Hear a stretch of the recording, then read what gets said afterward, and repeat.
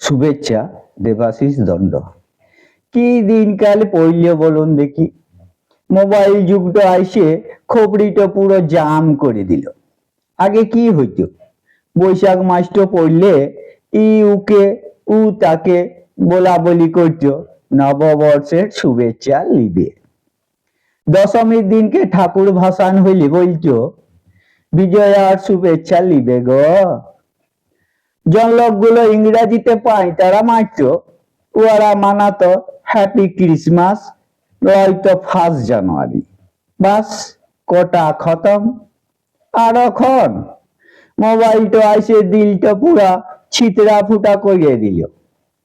সকালবেলা ঘুমলে উঠে কাজ বাজ কিছু নাই, শুভেচ্ছা চালাচালি শুরু। ইয়ার গোলাপ ফুলটো ওদিকে, ওর গেঁদা ফুলটো সিদিকে। লে ইয়াতেও সুয়াস্তি নাই। ফির সাঁঝবেলা শাঁখে পড়লো কি পড়লো নাই, চালু হয়ে গেল আর এক দফা শুভেচ্ছা।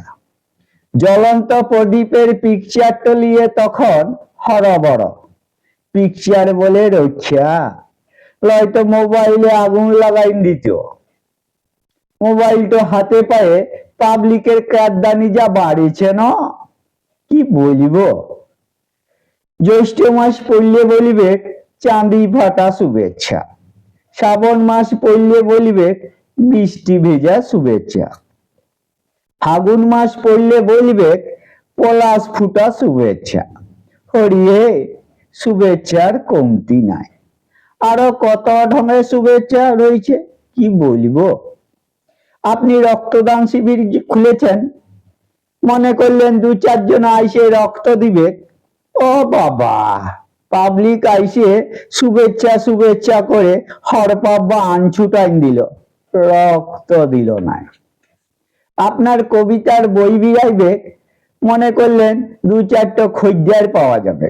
ও বাবা, পাবলিক আইসে শুভেচ্ছা সুনামি লাগাই দিল, বইটা কিনলো না। ইয়ার পরে এমন দিন আসবে, সকালবেলা খাইতে বসে বলিবে চপ মুড়ির শুভেচ্ছা, দুপুর বেলা সিঙাতে যায় বলিবে সাবুন মাখা শুভেচ্ছা, সাঁঝবেলা বলিবে টিভি সিরিয়াল শুভেচ্ছা। শুভেচ্ছা না গোষ্ঠীর পিণ্ডি।